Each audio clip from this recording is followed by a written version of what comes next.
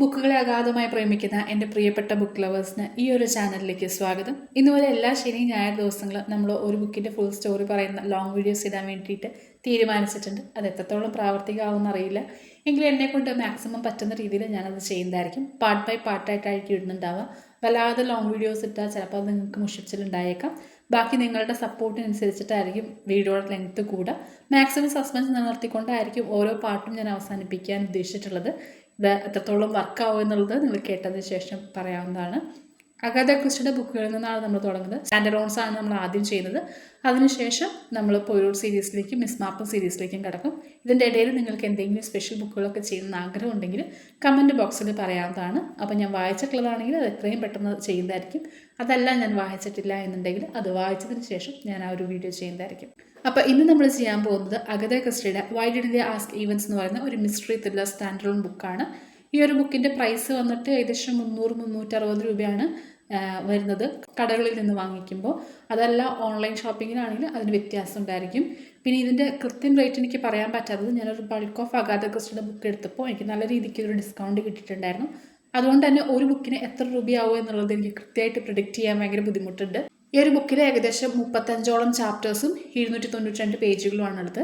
അപ്പോൾ ഇനി കൂടുതൽ ഞാൻ വിളിച്ചു നീട്ടുന്നില്ല. ഈ ഒരു പുസ്തകത്തിൻ്റെ കഥയിലേക്ക് നമുക്ക് കിടക്കാം. ഈ ഒരു കഥ മുഴുവൻ നടക്കുന്നത് ഇംഗ്ലണ്ടിലാണെങ്കിലും ഈ ഒരു കഥ ആരംഭിക്കുന്നത് മാർച്ച്പോൾട്ട് എന്ന് പറയുന്ന വെയിൽസിലെ സീസൈഡ് പട്ടണത്തിൽ നിന്നാണ്. അവിടുത്തെ വികാരി അച്ഛൻ്റെ 4ാമത്തെ മകനായിട്ടുള്ള റോബർട്ട് ബോബി ജോൺസ് ആണ് നമ്മുടെ ഒരു കഥയിലെ നായകൻ എന്ന് പറയുന്നത്. പുള്ളിക്കാരൻ എക്സ് നേവിയാണ്. കാഴ്ചയ്ക്ക് ഒരു ചെറിയ പ്രശ്നമുള്ളതുകൊണ്ട് നേവിയിൽ നിന്ന് പുള്ളിക്കാരൻ മാറി നിൽക്കുകയാണ്. അങ്ങനെ ജോലിയൊന്നും ഇല്ലാതെ നിൽക്കുകയാണ്. ബോബിനെ നോക്കുകയാണെങ്കിൽ ബോബി കാര്യങ്ങൾ വളരെ ക്ലോസ് ആയിട്ട് ഒബ്സർവ് ചെയ്യുന്ന ഒരാളെ കണ്ടു കഴിഞ്ഞാൽ അയാളുടെ ബോഡി ഫീച്ചേഴ്സും ഫേഷ്യൽ ഫീച്ചേഴ്സും ഒക്കെ ഭയങ്കരമായിട്ട് ഒബ്സർവ് ചെയ്യുന്ന ഒരാളാണ്. അതിന് ഈ ഒരു കഥയിൽ വല്ലാത്തൊരു പ്രാധാന്യം ഉണ്ട് എന്നുള്ളത് പോകെ നമുക്ക് മനസ്സിലാവും. അതിൻ്റെ ഇടയിൽ ഞാൻ ഒരു കാര്യം പറയാൻ മറന്നുപോയി. ഈ ഒരു വീഡിയോ എന്ന് പറയുന്നത് സ്പോയിലേഴ്സ് ഉണ്ടായിരിക്കും, കാരണം ഒരു ഫുൾ സ്റ്റോറി പറയാണ്. അപ്പോൾ നിങ്ങൾക്ക് ഈ ഒരു ബുക്ക് വായിച്ച് എക്സ്പീരിയൻസ് ചെയ്താൽ മതി എന്നുള്ളവർക്ക് ഈ ഒരു വീഡിയോ സ്കിപ്പ് ചെയ്യാവുന്നതാണ്. അതല്ല എൻ്റെ കൂടി ഒരു കഥ കേൾക്കണം എന്ന് ആഗ്രഹമുള്ളവർക്ക് ഈ ഒരു വീഡിയോ ഫുള്ള് കാണാവുന്നതാണ് കേട്ടോ. അപ്പോൾ പറഞ്ഞു വന്നത് ബോബിയെ കുറിച്ചാണ്. ബോബി അങ്ങനെ ജോലിയൊന്നും ഇല്ലാതെ നിൽക്കുന്നുണ്ട്. ആ ഒരു സമയത്ത് ഇദ്ദേഹത്തിൻ്റെ ഒരു ഫ്രണ്ടായിട്ടുള്ള ഡോക്ടർ തോമസ്, ഒരു മിഡിൽ ഏജ്ഡ് മാനാണ്, പുള്ളിക്കാരനും കൂടിയിട്ട് ഗോൾഫ് കളിച്ചുകൊണ്ടിരിക്കുകയാണ്. ഒരു ക്ലിഫിൻ്റെ അവിടെ നിന്നിട്ടാണ് അവർ കളിക്കുന്നത്. അങ്ങനെ അവർ കളിച്ചുകൊണ്ടിരിക്കുന്ന സമയത്ത് പെട്ടെന്ന് ബോബി ചോദിക്കുന്നുണ്ട്, ആരും ഒരാൾ ഷൗട്ട് ചെയ്യുന്നത് പോലെ തോന്നുന്നുണ്ട് ആ ഒരു ക്ലിഫിൻ്റെ സൈഡിൽ നിന്ന് എന്ന് പറയുന്നുണ്ട്. അപ്പോൾ ഡോക്ടർ പറയണില്ല, ഞാൻ കേൾക്കുന്നില്ലല്ലോ എന്ന് പറയുന്നുണ്ട്. അങ്ങനെ വീണ്ടും ഇവർ കളിക്കുന്നു. അപ്പോൾ പെട്ടെന്ന് ബോബി പറയാണ്, എൻ്റെ പന്ത് ആരുടെയും മേത്ത് കൊണ്ടുവന്ന് തോന്നുന്നു, ആരും ഇവിടെ കരയുന്നുണ്ട് എന്ന് പറയാണ്. അങ്ങനെ ഇവർ ഈ പന്ത് എടുക്കാൻ വേണ്ടിയിട്ട് ക്ലിഫ് സൈഡിലേക്ക് പോവാണ്. അപ്പോൾ നോക്കുമ്പോൾ ഒരാൾ ക്ലിഫിൽ നിന്ന് വീണ് കിടക്കുന്നതായിട്ട്, ക്ലിഫ് സൈഡിൽ വീണ് കിടക്കുന്നത് കാണുന്നുണ്ട്. അങ്ങനെ ഡോക്ടറും ബോബിയും കൂടിയിട്ട് ഈ ഒരാളുടെ അടുത്തേക്ക് ചെല്ലാണ്. ഡോക്ടർ തോമസ് അയാൾ എക്സാമിൻ ചെയ്യുന്നുണ്ട്. എന്നിട്ട് പറയാണ്, ഇയാൾ ക്ലിഫിൽ നിന്ന് വീണതാണ്, കൂടിപ്പോയി 20 മിനിറ്റും കൂടി ജീവിച്ചിരിക്കുള്ളൂ, എന്തായാലും വേദന ഇല്ലാത്തൊരു മരണമാണ് അദ്ദേഹത്തിനുള്ളത്, മേ ബി ചിലപ്പോൾ അയാൾ മരിക്കുന്നതിന് മുമ്പ് കോൺഷ്യസ് ആവാൻ ചാൻസ് ഉണ്ട് എന്ന് പറയാണ്. എന്നിട്ട് ഡോക്ടർ പറയുന്നുണ്ട്, എന്തായാലും നല്ല മൂടൽമഞ്ഞൊക്കെ വരുന്നുണ്ട്, ഇരുട്ടാവുന്നതിന് മുമ്പ് ഞാൻ വല്ല സഹായം കിട്ടുമോ നോക്കിയിട്ട് വരാം, അപ്പോൾ നീ ഇവിടെ നിൽക്കുമെന്ന് പറഞ്ഞിട്ട് ഡോക്ടർ തോമസ് പോവാണ്. അങ്ങനെ ബോബി അയാളുടെ അടുത്ത് നിൽക്കുന്നുണ്ട്. അയാൾ അങ്ങനെ ഭയങ്കര സൂക്ഷ്മമായിട്ട് നിരീക്ഷിക്കുന്നുണ്ട്. അങ്ങനെ പെട്ടെന്ന് ഇയാൾ കണ്ണ് തുറന്നിട്ട് ബോബിയോട് ചോദിക്കുകയാണ്, why didn't they ask Evans എന്നുള്ളത്. അത് പറഞ്ഞു കഴിഞ്ഞതോടു കൂടിയിട്ട് ആൾ മരിക്കുകയും ചെയ്യുന്നുണ്ട്. ബോബിക്ക് ഇതിപ്പോൾ എന്തുണ്ടായെന്നൊന്നും മനസ്സിലാവുന്നില്ല. അയാൾ മരിച്ചു എന്ന് ഉറപ്പായതുകൊണ്ട് തന്നെ ബോബി എന്ത് ചെയ്യാണ്, അയാളുടെ പോക്കറ്റിൽ കൈയിട്ട് നോക്കുന്നുണ്ട്. അപ്പോൾ അവിടെ നിന്നും ഒരു സിൽക്കിൻ്റെ ടവല് കിട്ടുന്നുണ്ട്. ആ ഒരു ഹാൻഡ് കർച്ചീഫ് ഇയാളുടെ മുഖത്തിടുന്നുണ്ട്. എന്നിട്ട് ബോബി നോക്കുമ്പോഴാണ് ആ ഒരു പോക്കറ്റിൽ വേറെ എന്തോ ഒരു സാധനം കൂടി ഉള്ളത് കാണുന്നത്. അങ്ങനെ ബോബി അതെടുത്ത് നോക്കുമ്പോൾ ഒരു പെൺകുട്ടിയുടെ ഫോട്ടോ ആയിരുന്നു അത്. ആ ഒരു ഫോട്ടോ കണ്ടപ്പോൾ ബോബിക്ക് എന്തോ ഒരു പ്രത്യേകത, ആ ഒരു ഫോട്ടോ ബോബിയുടെ മനസ്സിൽ വല്ലാതെ പതിയുകയും ചെയ്യുന്നുണ്ട്. അങ്ങനെ ഒരു ഫോട്ടോ തിരികെ ആ ഒരു പോക്കറ്റിൽ വെച്ചിട്ട് ബോബി അവിടെ വന്നിരിക്കുകയാണ്. അങ്ങനെ ഓരോ കാര്യങ്ങൾ ആലോചിച്ചിരിക്കുന്ന സമയത്താണ് അച്ഛൻ അവനോട് പള്ളിയിൽ ഓർഗൻ വായിക്കാൻ വേണ്ടി വരാൻ പറഞ്ഞിട്ടുണ്ടായിരുന്നു. നേരം വൈകി ചെന്ന് കഴിഞ്ഞാൽ അച്ഛൻ്റെ വായിക്കുന്നത് മുഴുവൻ കേൾക്കേണ്ടി വരുമല്ലോ എന്നിങ്ങനെ വിചാരിച്ചിരിക്കുകയാണ്. ആ ഒരു സമയത്താണ് പെട്ടെന്നൊരാൾ ഇവൻ്റെ അടുത്തേക്ക് വരുന്നത്. സഹായം കൊണ്ട് ഡോക്ടർ വരുന്നതായിരിക്കും എന്നാണ് വിചാരിച്ചത്. പക്ഷേ ആളെ കണ്ടപ്പോൾ ഈ ഒരു നാട്ടിൽ കണ്ടുപരിചയമില്ലാത്തൊരു ഫേസ്. അങ്ങനെ ബോബി അയാളെ സൂക്ഷ്മമായിട്ട് നോക്കുന്നുണ്ട്. അപ്പോൾ അയാൾ ചോദിക്കുകയാണ്, ഇവിടെ എന്താ ഉണ്ടായതെന്ന് ചോദിക്കുന്നുണ്ട്. അപ്പോൾ ബോബി ഉണ്ടായ കാര്യങ്ങളൊക്കെ പറയുന്നു. ഇങ്ങനെ സഹായത്തിന് ആൾ പോയിട്ടുണ്ട്, എത്രയും പെട്ടെന്ന് വരും എന്ന് പറയുന്നുണ്ട്. അപ്പോൾ അയാളെ സ്വയം ഇൻട്രൊഡ്യൂസ് ചെയ്യാണ്, ഞാൻ ബാസിക്കൻ ഫ്രഞ്ചാണ്, ഞാൻ ഇവിടെ ഒരു വീട് നോക്കാൻ വേണ്ടി വന്നതാണ്. അങ്ങനെ അവർ സംസാരിക്കുന്ന സമയത്താണ് ബോബി പറയുന്നത്, എനിക്കിങ്ങനെ പള്ളിയിൽ പോകേണ്ട ഒരു അത്യാവശ്യമുണ്ട്, ഇവരിതുവരെ വരുന്നില്ലല്ലോ എന്നിങ്ങനെ പറയുകയാണ്. അപ്പോൾ ഇയാൾ പറയുന്നുണ്ട്, അത്ര വലിയ അത്യാവശ്യമാണെങ്കിൽ നിങ്ങൾ പൊക്കോളൂ, ഞാനിവിടെ ഇരിക്കാം, സഹായം വരുന്നവരെ നിങ്ങൾ പൊക്കോളൂ എന്ന് പറയണം. അങ്ങനെ ബോബി എന്ത് ചെയ്യാണ്, പള്ളിയിലേക്ക് പോവാണ്. അപ്പോൾ അവിടെ ചെന്നപ്പോൾ ആസ് യൂഷ്വൽ അച്ഛൻ അവന് ചീത്ത പറയുന്നുണ്ട്. അപ്പോൾ അവന് ഇവിടെ ഉണ്ടായ കാര്യങ്ങളൊക്കെ പറയുന്നു.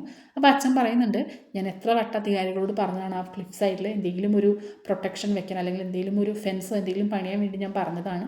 ഇപ്പം എന്തായാലും ഒരാൾ മരിച്ചില്ലേ എന്നൊക്കെ പറയുന്നുണ്ട്. അങ്ങനെ അന്നത്തെ ദിവസം കഴിഞ്ഞു. പിറ്റേന്ന് ബോബി എന്ത് ചെയ്യാണ്, ടൗണിലേക്ക് പോവാണ്. ഇവന് ജോലിയൊന്നുമില്ല. അപ്പോൾ എൻ്റെ ഒരു ഫ്രണ്ട് ജോലി ശരിയാക്കി തരാമെന്നൊക്കെ പറഞ്ഞിട്ടുണ്ടായിരുന്നു. അങ്ങനെ അവൻ എന്ത് ചെയ്യാണ്, ആ ഒരു ടൗണിലേക്ക് പോവാണ്. അവിടെ ചെന്ന് കാര്യങ്ങളൊക്കെ ശരിയാക്കി 2 ദിവസം കഴിഞ്ഞിട്ട് അവൻ തിരികെ വരുന്നുണ്ട്. തിരികെ വരുമ്പോൾ ഇവൻ റെയിൽവേ സ്റ്റേഷനിൽ നേരം വൈകിയാണ് എത്തുന്നത്. അതുകൊണ്ട് തന്നെ അവൻ കമ്പാർട്ട്മെൻറ്റ് മാറി കയറുകയാണ്. അങ്ങനെ അവൻ അതിനെക്കുറിച്ച് ഇങ്ങനെ ആലോചിച്ച് നിൽക്കുന്ന സമയത്താണ് പെട്ടെന്ന് പരിചിതമായിട്ടുള്ളൊരു മുഖം ഇവൻ കാണുന്നത്. അത് അവൻ്റെ ഫ്രണ്ടായിട്ടുള്ള ഫ്രാങ്കി ആയിരുന്നു. ഇവർ രണ്ടുപേരും ചൈൽഡ്ഹുഡ് ഫ്രണ്ട്സാണ്. പോരാത്തിന് നമ്മുടെ ഒരു കഥയിലെ നായിക എന്ന് പറയുന്നത് ഫ്രാങ്കിയാണ്. ഫ്രാങ്കിനെ നോക്കുകയാണെങ്കിൽ ഈ ഒരു നാട്ടിലെ അപ്പർ ക്ലാസ് ഫാമിലിയിൽ പെട്ടിട്ടുള്ള ഒരു പെൺകുട്ടിയാണ്. ഇപ്പോൾ അവൾ ലണ്ടനിലാണ്, തിരികെ നാട്ടിലേക്ക് വന്നിരിക്കുകയാണ്.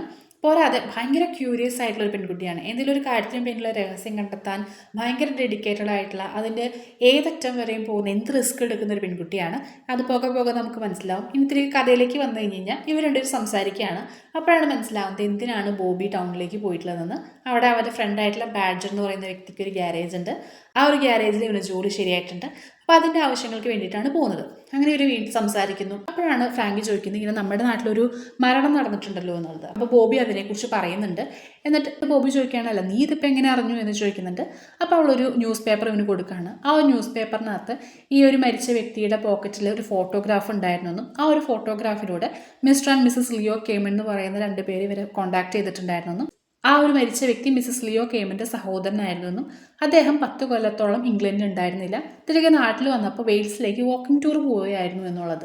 അങ്ങനെയാണ് മരിച്ചത് എന്നൊക്കെ പറയുന്നുണ്ട്. പോരാതെ ഇദ്ദേഹത്തിൻ്റെ പേര് അലക്സ് എന്നാണെന്നും പറയുന്നുണ്ട്. കൂടാതെ ഈ ഒരു കേസിന് ഇൻക്വസ്റ്റ് നാളെയാണ് നടക്കുന്നതെന്നും കൂടി പത്രത്തിൽ പറയുന്നുണ്ട്. അപ്പോൾ ബോബിക്ക് മനസ്സിലാകുന്നുണ്ട് തനിക്ക് ഒരു ഇൻക്വസ്റ്റിൽ പങ്കെടുക്കേണ്ടതായിട്ട് വരും എന്നുള്ളത്.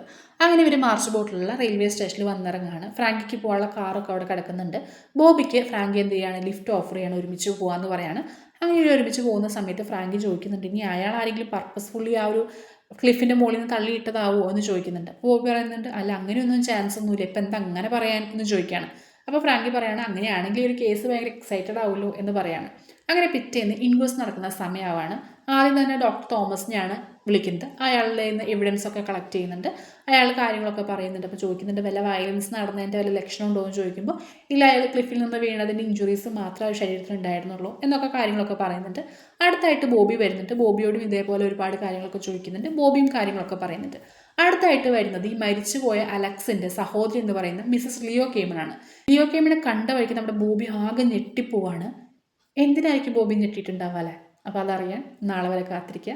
നാളത്തെ വീഡിയോയിൽ അതുമായിട്ട് ഞാൻ വരുന്നതായിരിക്കും. അതുവരേക്കും ബൈ ബൈ.